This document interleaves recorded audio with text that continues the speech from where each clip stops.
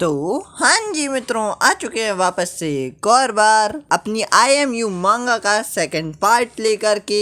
तो पिछले पार्ट में हमने देखा कि एक रियान नाम के लड़के को अननोन नंबर से फोन कॉल आता है, पर उसकी सबसे बड़ी गलती ये होती है कि वो अपने फोन कॉल को इग्नोर कर देता है। और फिर जो कुछ होता है उसके साथ, उसका रियान नाम का दोस्त मर जाता है। फिर उसे पता चलता है कि उसका आरव नाम का दोस्त भी मर चुका है। और फिर उन लोगों को शक होता है कि ये सब जोया ने किया है, तो वो जोया के अपार्टमेंट के पास चले जाते हैं और आज कंटिन्यू करेंगे इसके आगे से। So let's begin. फिर वो लोग ऊपर पहुंच जाते हैं, गेट को नॉक करते हैं, एकदम सन्नाटा हो जाता है। फिर से नॉक करते हैं, फिर भी कोई रिस्पॉन्स नहीं आता तो भड़कते हैं दरवाजा। उसके बाद फाइनली जोया आ जाती है। अबे यार, रात के इस वक्त कौन आता है? तुम दोनों सब ठीक है? फिर आर्यन बोलता है, नहीं कुछ भी ठीक नहीं है जोया। तो अंदर आ जाओ, बात करते हैं। फिर आयरा पूछती है, जेनिल कहाँ है?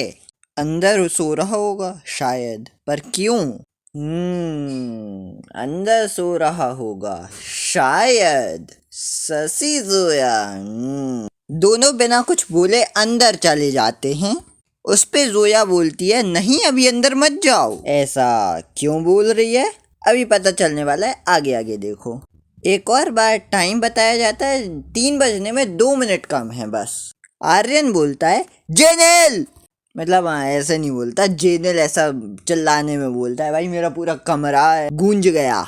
आर्यन, शायद तुम्हें जोया की बात मान लेनी चाहिए थी। भाई अधनंगा हो रखा है। चलो अधनंगा है, पूरा नहीं है।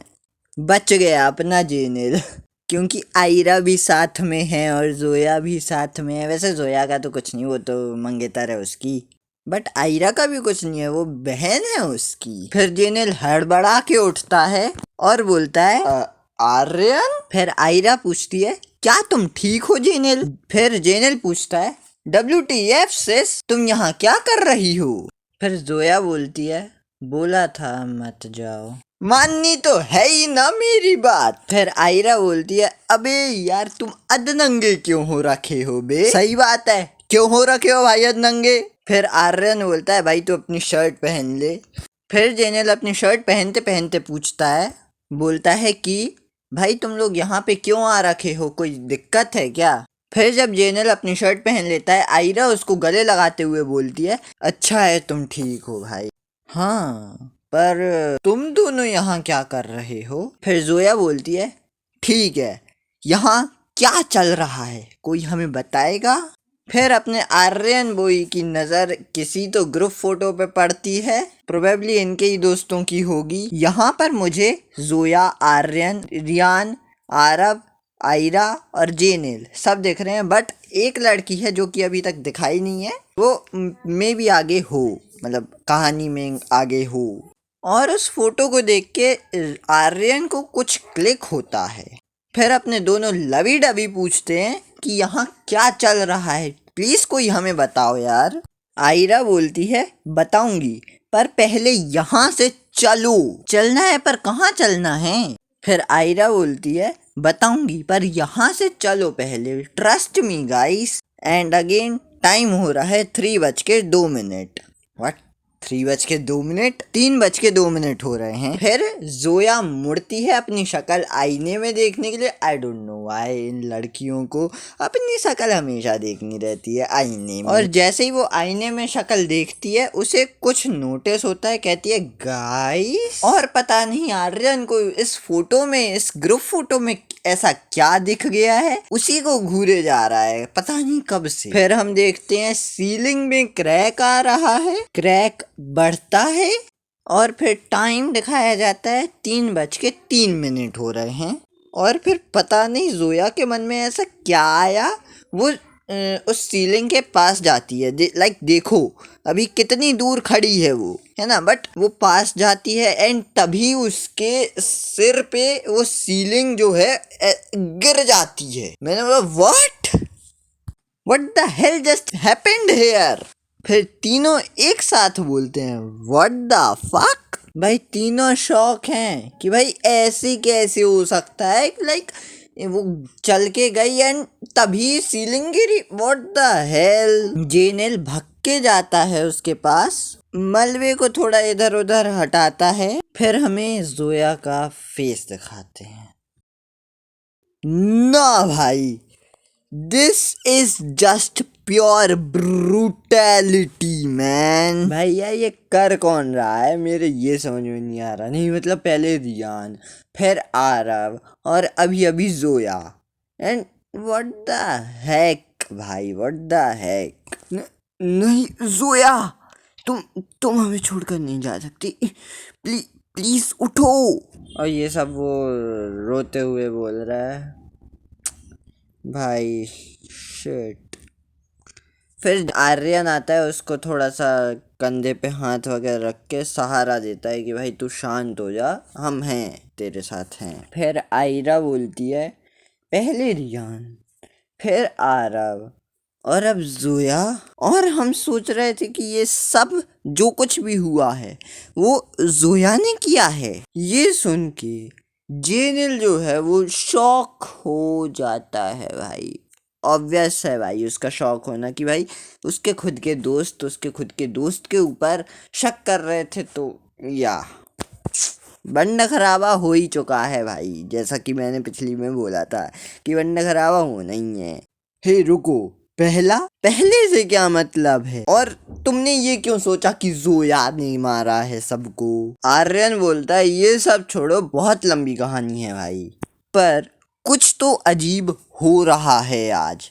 लगभग 2 घंटे पहले रियान मरा ट्रक एक्सीडेंट से, लगभग 1 घंटे पहले आरव मरा उसका मर्डर हुआ है ना, और इन्हीं सब कारणों की वजह से हमने सोचा कि ये सब जोया ने किया है। देखो ये बहुत लंबी कहानी है, मैं तुम्हें बताऊंगा, पर अभी नहीं, क्योंकि अभी कोई हमें मारना चाहता है और वो रुका नहीं है। अभी 4 लोग और बाकी हैं, और ये मैं एडिशनल बोल रहा हूँ, ये उसने नहीं बोला है। ये बात सुन के जेनिल जो है शॉक हो जाता है कि आरव और रियान मर चुके हैं।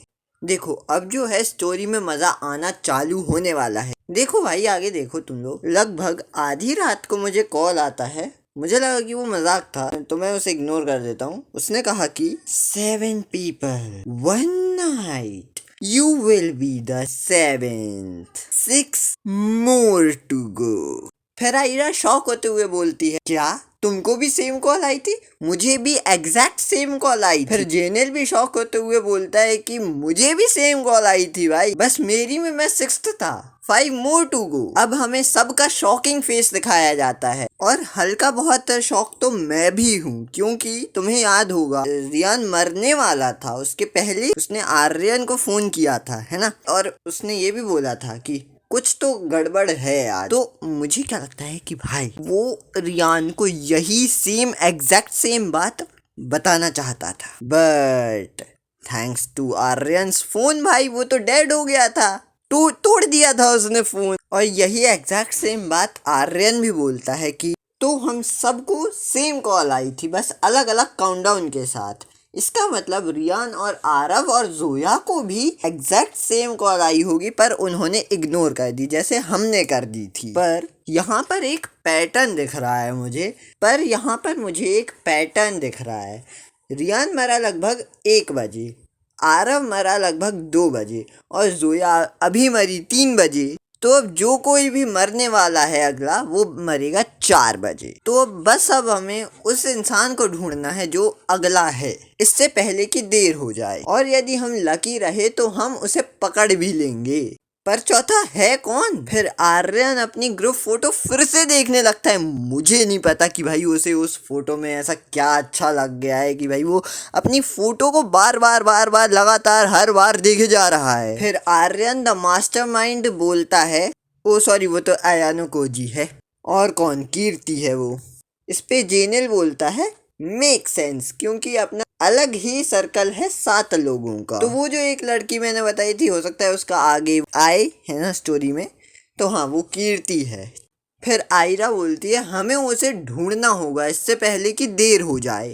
हमें फिर से टाइम बताया जाता है जो कि 3:15 हो रहा होता है। आर्यन बोलता है हमारे पास केवल 45 मिनट हैं बस, तो हमें बिल्कुल भी टाइम वेस्ट नहीं करना चाहिए, चलो। फिर अपनी सीआईडी की टोली जो है वो गाड़ी में बैठ के निकल जाती है अपने क्राइम सीन पे, मतलब जहाँ पे क्राइम सीन होने वाला है, हुआ नहीं है अभी। और आयरा को देखो वो प्रे कर रही है। ओह सॉरी सॉरी, थोड़ा सा करेक्शन, वो सीट बेल्ट लगा रही है, प्रे नहीं कर रही है। लगता है दोनों बेस्टेस्ट फ्रेंड हैं। फिर हमें वहां का सीन दिखाते हैं जहाँ पे वो रहती है। आयरा बोलती है मैंने उसे 3 बार कॉल किया पर वो पिक नहीं कर रही है। उस पे जेनेल बोलता है ऑफ कोर्स रात के 3 बज रहे हैं जीनियस। क्या बोले? हाँ जैसे आप हो। फिर आर्यन बोलता है बस करो यार हमारे पास टाइम कम है, याद है ना। फिर आयरा लिफ्ट के पास जा रही होती है पर आर्यन उसको रोक लेता है, कहता है वहां पर खतरा हो सकता है, सीढ़ियों से चलते हैं अपन। फिर वो लोग फाइनली गेट के सामने पहुंच जाते हैं, गेट को नॉक करते हैं। जेनेल बोलता है 3:35 हो चुके हैं, हमारे पास केवल 25 मिनट रह गए हैं। आर्यन बोलता है कम ऑन चश्मिश गेट खोलो। आर्यन चिल्लाता है तो जेनेल भी चिल्लाता है दरवाजा खोलो कीर्ति। आयरा कीर्ति को फिर से फोन करो। कीर्ति सोती सोती सी बाहर आती है और देखना तो भाई इसका एटीट्यूड ऐसे हाथ फोल्ड करे और आते ही साथ चिल्लाना चालू कर देती है। अबे रात के इस वक्त कौन प्रकट होता है? हाँ तुमने पूरे 5 मिनट लिए हैं दरवाजा खोलने के लिए। कीर्ति बोलती है चुप कर बे कुत्ते तुम्हारी तो। आर्यन बोलता है बस करो यार, पूरे दिन बच्चों की तरह लड़ते रहते हो तुम लोग। आर्यन भी लाइक तुम छोड़ मैं बोलता हूँ। कहता है कीर्ति हमें अंदर आने दो, मैं समझाता हूँ तुम्हें, मैं बताता हूँ। कीर्ति बोलती है हाँ तो कोई मुझे बताओ यार कि तुम लोग पागलों की तरह दरवाजा क्यों भड़क रहे थे। आयरा बोलती है बताते हैं पर पहले आर्यन तुम गेट बंद करो। हाँ तो अब जो मैं बताने वाला हूँ उसको ध्यान से सुनना। आज कुछ तो अजीब हो रहा है। अपने दोस्त मर रहे हैं एक एक करके। क्या? पहले रियान, फिर आरव और अभी अभी जस्ट जोया। कीर्ति जब ये सब सुनती है उसका कोई रिएक्शन नहीं आता, मतलब उसे कोई ऐसा लगता है कि कुछ फर्क ही नहीं पड़ा उसे। ठीक है मुझे बताओ कि तुम लोगों ने पी भी है क्या? आयरा बोलती है अबे तू पागल हो गई है क्या, हम सच कह रहे हैं। कीर्ति बोलती है ठीक है मान लिया ये सब सच है, तो यहाँ क्यों आए हो? मैं क्या बोल दूं यार, मतलब इसके दोस्त मर रहे हैं और ये क्या बात है, सिग्मा बनना है वो भी इस वक्त। फिर जेनेल एक बहुत अच्छी बात बोलता है कि क्योंकि तुम अगली हो बेवकूफ। ये सुन के वो फिर चिल्लाने लगती है व्हाट द हेल, तुम्हारा मतलब मैं अगली हूँ? और तुमने अभी अभी मुझे क्या बोला? हाँ जेनल और कीर्ति को देख के तो भाई मुझे एक ही मीम याद आ रही है। वो मीम नहीं है, नहीं मतलब ये इनके दोस्त मर रहे हैं, लिटरली मर रहे हैं और इनको ये सारी बकवास करने का सूझ रहा है। आर्यन भी भाई थक चुका है इनकी बकवास सुनते सुनते। वो कहता है कि भाई मुझे समझाने दो। वो पूछता है कि कीर्ति क्या तुम्हें कोई अननोन नंबर से फोन कॉल आया था 12 बजे के बाद? हाँ पर उसने कुछ बोला नहीं। फिर अचानक से एक आवाज आई 7 people 1 night 3 more to go। हाँ पर तुम्हें कैसे पता? क्योंकि हमें भी सेम कॉल आए थे, बस डिफरेंट काउंटडाउन्स के साथ। मैं 7th हूँ, जीनियल 6th, आयरा 5th और तुम 4th हो। और वो रियान, आरव और जोया पहले 3 थे। करेक्ट। तो मैं मरने वाली हूँ? अब सारी हेकड़ी निकल गई इसकी। पहले देखो भाई कितना शो ऑफ कर रही थी, हैंड फोल्ड ये लो, सिग्मा मेल ये लो, और जैसे ही पता चला कि मैं भी मरने वाली हूँ तो सारी हेकड़ी निकल गई। ओए बस 10 मिनट बचे हैं, 3:50 हो चुके हैं। ओए जैसे ही उसे पता चलता है कि वो 10 मिनट बचे हैं केवल, तो वो पैनिक कर जाती है और कहीं तो जाने लगती है। आयरा पूछती है कहाँ जा रही हो तुम? उसके बाद आर्यन एक स्मार्ट मूव खेलता है, कहता है कि जेनेल और आयरा खिड़की दरवाजे सारे बंद कर दो। इससे होगा ये कि भाई कोई आएगा नहीं, कोई जाएगा नहीं, कुछ नहीं होने वाला। बस वैसा जोया वाला सीन ना हो जाए कि भाई सीलिंग गिर गई या जमीन फट गई, है ना, वो ना हो जाए। वो एक एक्सेप्शन है, अपनी केमिस्ट्री में होता ही रहता है भाई एक्सेप्शन। कीर्ति जो है वो बेड पर जाके बैठ जाती है। जेनिल जो है वो दरवाजे बंद कर देता है और कहता है कि यदि शायद हम साथ रहें तो हम बच सकते हैं। उस पे आर्यन बोलता है मे बी। उसके बाद कीर्ति बोलती है तो क्या अब ये ड्रामा खत्म हो गया है? जेनिल गुस्से में बोलता है ड्रामा? ड्रामा से तुम्हारा क्या मतलब है जोया? ये ड्रामा, ये तुम लोगों का स्टूपिड सा प्रैंक।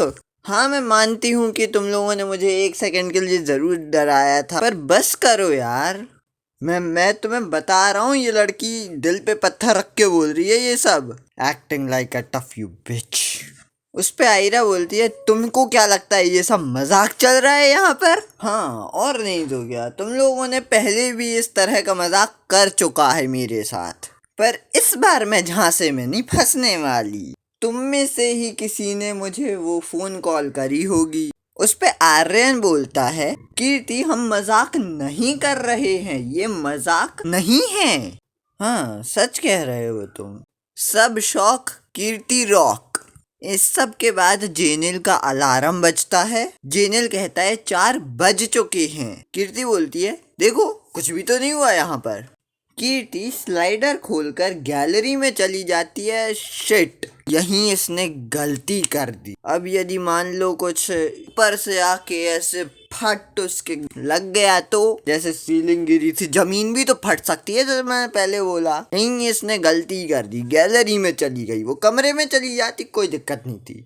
और आयरा जो है वो उदास बैठी है, परेशान समझ लो। टाइम हो रहा है 4:01। फिर कीर्ति जो है अपना लाइटर जलाती है अपनी लॉलीपॉप चूसने के लिए।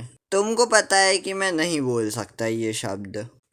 भाई देखो कुछ भी कर लो, ये वाली लॉलीपॉप कभी नहीं चूसनी है अपने को, समझे? और इस बेवकूफ लड़की को अभी भी ये समझ में नहीं आ रहा कि इसके 3 दोस्त मर चुके हैं और ये भी अगली है, मरने वाली है, बट इसको कोई फर्क ही नहीं पड़ रहा है। ये सिग्मा मेल बनने में लगी है, अपनी लॉलीपॉप चूस रही है। और आर्यन जो है वो थोड़ा सा कंफ्यूज हो जाता है। वो कहता है कि अब तो मुझे फर्क ही समझ में नहीं आ रहा है कि क्या झूठ है और क्या सच। 4 बज चुके हैं, वो अभी तक मरी नहीं है, इसलिए उसको थोड़ा सा शक हो रहा है। उस पे कीर्ति बोलती है तो बस बंद करो यार ये नाटक वगैरह सब। Time time time time time time time time time हो रहा है 4:03। आई डोंट नो भाई ये मैंने क्यों बोला, बट तुम खुद सोचो ना, मतलब 1-1 मिनट में टाइम बता रहे हो, क्या मतलब बनता है कुछ? हाँ हो सकता है इम्पोर्टेंट हो, जैसे जोया वाले केस में था 3:01, 3:02, 3:03 पे वो मर गई।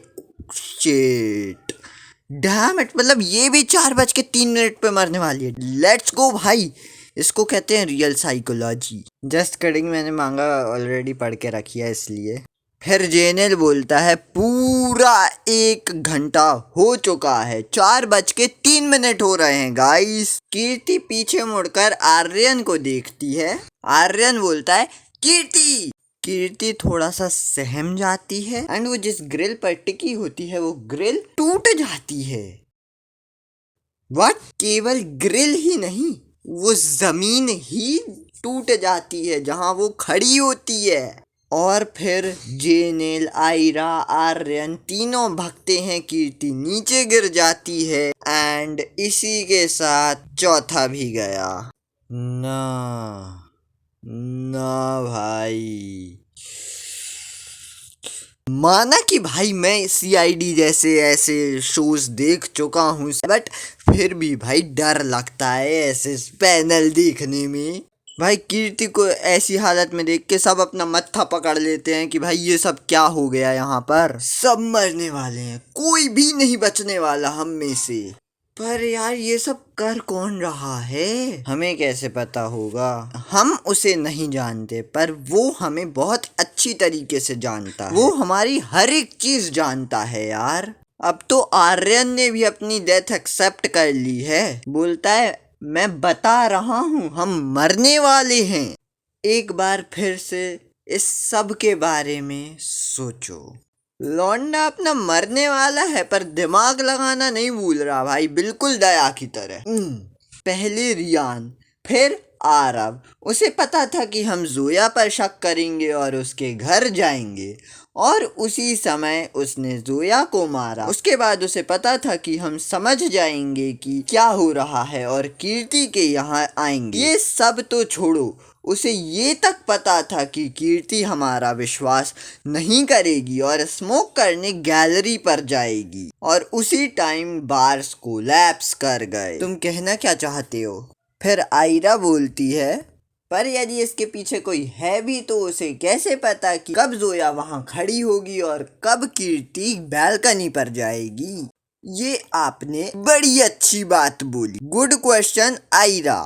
फिर आर्यन बोलता है, तुम लोगों ने लगता है नोटिस नहीं करी वो हल्की सी वाइब्रेशन जब सीलिंग गिरी और जब कीर्ति गिरी। उस पे जेनेल बोलता है, मैंने भी नोटिस तो किया था, वो सुनी थी मैंने आवाज।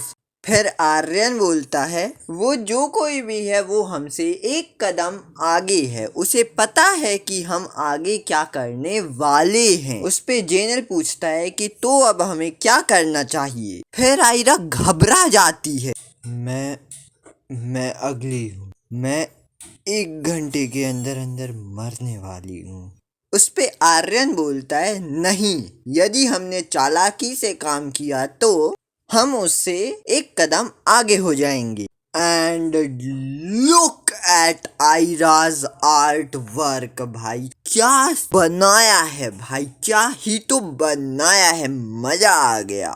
आर्यन फिर थोड़ा सा दिमाग लगाते हुए बोलता है कि तुम दोनों मुझे बताओ कि अब हमें क्या करना चाहिए आगे। हमें पुलिस को कॉल करना चाहिए? दिमाग तो है भाई इसमें, या फिर बस कहीं भी यहाँ से निकलो, बस भाई यहाँ से निकलो। एग्जैक्टली, ये कॉमन चॉइसेस हैं यार, और वो हमसे इसी तरह तो एक कदम आगे रहता है। हम पुलिस के पास नहीं जा सकते, वो हमारा यकीन नहीं करने वाले, और यदि उन्होंने कर भी लिया और उन्होंने हमें ही दोषी ठहरा समझा दिया तो, और इससे भी बुरा यदि उन कॉप्स में से ही कोई गद्दार निकला तो, गद्दार इन द सेंस नकली पुलिस वाला। उस पे आयरा आर्यन से पूछती है, तो अब हमें क्या करना चाहिए? फिर जेनेल बोलता है, पर हम छुप जरूर सकते हैं अभी भी। उस पे आर्यन बोलता है, कहाँ? किसी दोस्त के घर या किसी रिश्तेदार के घर? ये सब वो पहले से जानता होगा और उसने सोचा यही होगा कि हम यही करने वाले हैं, तो फिर चलो मर ही जाते हैं होशियार। उस पे आयरा बोलती है, तो फिर हमें कोई ऐसी जगह जाना होगा जो उसने कभी सोची ना हो। बिल्कुल सही, हम जाने वाले हैं फार्म हाउस। अबे फार्म हाउस? अबे किसके फार्म हाउस जाने वाला है बिट्टू? इस पे जेनल बोलता है, क्या? Are you serious? फिर आयरा बोलती है, पहले मुझे ये बताओ कि फार्म हाउस कौन के पास है? आर्यन बोलता है, कीर्ति के अंकल के पास है, शहर के बाहर। अब देखो, मुझे हल्का सा शक तो उत्पन्न हो रहा है, क्योंकि जैसे ही आयरा ने क्वेश्चन बोला वैसे ही इसने फट से आंसर दे दिया। मतलब कि इसको पहले से पता था कि भाई ये क्वेश्चन पूछेगी, मैं इसका आंसर दूंगा। ऑल्दो मैं ये तीसरी बार इसकी रिकॉर्डिंग कर रहा हूँ तो मुझे तो किलर का नाम पता है ऑलरेडी, बट हाँ, यहाँ पे ये क्वेश्चन अराइज होना चाहिए तो अराइज किया ये क्वेश्चन। फिर जेनेल बोलता है, तुमने बोला था कोई ऑब्वियस प्लेस, पर ये फार्म हाउस उसका पहला ठिकाना होगा जो वो सोचेगा। उस पे आर्यन बोलता है, नहीं, वो सोच भी नहीं सकता कि हम वहां जाएंगे। आयरा पूछती है, क्यों नहीं? क्योंकि कीर्ति के पापा और अंकल एक दूसरे से नफरत करते हैं, बिल्कुल भी बात नहीं करते, उन दोनों का रिश्ता खत्म हो चुका है। व्हाट द हेल, ये कैसा एक्सक्यूज था कि मतलब उसके पापा और उसके अंकल की लड़ाई हो चुकी है तो वहाँ पे कोई आना जाना नहीं है, तो वहाँ पे कोई किलर आएगा ही नहीं। और भाई मुझे एक बात बताओ कि इसे इतना सब कैसे पता कीर्ति के बारे में? उस पे जेनल पूछता है, और तुम ये सोच रहे हो कि ये बात हमें सेफ रखने के लिए काफी है? फिर आर्यन बोलता है, मैं एक बार कीर्ति के साथ गया था वहां पर। वो जगह बिल्कुल अबेंडेंट है, कोई नहीं आता जाता वहां पर। कुछ समय बाद वो जगह रेनोवेट भी हो गई थी और कुछ समय बाद वो जगह बिल्कुल ठीक भी हो गई है। कोई खराब दीवार नहीं, कोई खराब बालकनी नहीं, कुछ नहीं होगा वहां पर। उस पे जेनेल बोलता है, पर फिर भी तुम ये कैसे कह सकते हो कि वो किलर हमें वहां पर नहीं ढूंढ पाएगा? क्योंकि वो चाहता है कि हम किसी ऐसी जगह पर जाएं जो जगह ऑब्वियस हो। पर वो फार्म हाउस कोई जिंदा तो सोच भी नहीं सकता कि हम वहां हैं और कोई मुर्दा बता नहीं सकता। भाई मुझे तो लग रहा है कि यही किलर है, क्योंकि ये मैन्युपुलेशन कर रहा है, मुझे ऐसा लग रहा है। उस पे आयरा बोलती है, ये प्लान तो अच्छा है पर क्या ये वर्क करेगा? अब देखो, आयरा जो है वो अगली है ना? नहीं, वो वाली अगली नहीं, अगली मरने वाली है। तो जेनेल उसको देखता है और बोलता है, तो फिर चलो इससे पहले कि देर हो जाए। फिर हमें फार्म हाउस का सीन दिखाते हैं। फार्म हाउस जो है वो जंगल में है। वैसे वो जंगल में ही होता है, मतलब एक गार्डन टाइप का बना रहता है, आप लोग फोटो में देख सकते होगे, ऐसा सा रहता है फार्म हाउस। उसके बाद जेनेल एक क्वेश्चन पूछता है आर्यन से, तो तुम हम लोगों को अंदर कैसे पहुंचाओगे? क्योंकि वो गेट बंद रहता है, लॉक ताला लगा है वहां पर। फिर आर्यन कहीं तो जाता है, बार्स को रोटेट करता है, पता नहीं कौन सा जादू कर रहा है। बस थोड़ा सा धक्का एंड देयर वी गो, हो गया। डैम! एंड देन सब अंदर आ जाते हैं। केवल 2 लोग ही जानते हैं इस एंट्रेंस के बारे में, पर अब नहीं, अब 3 जानते हैं। कैसे 3 भाई? 2 लोग, वो आर्यन और कीर्ति। जेनेल और आयरा को अभी अभी पता चल गया, तो 4 लोग हो गए। 3 कैसे हुए? हो सकता है मैन्युपुलेट करने के लिए बोल रहा है, चलो छोड़ो। एंड देन वो बार्स को फिर से लगा देता है और वो लोग अंदर चले जाते हैं।